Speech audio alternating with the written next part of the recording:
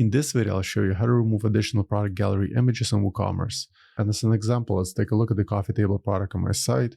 As you can see right here, it has two images. The first one is the main product image, and the second one is the gallery image. Let's assume we need to remove it. So at first, let's log into WordPress admin account, then hover on products, then select all products.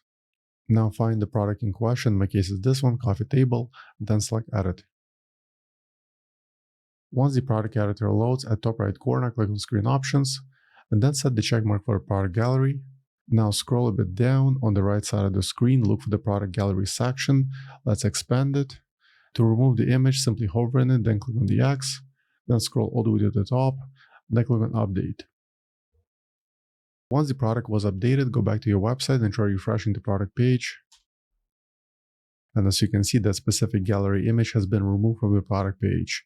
So as usual, I hope you found this video useful. If more WordPress tutorials, please scan my channel. Thank you.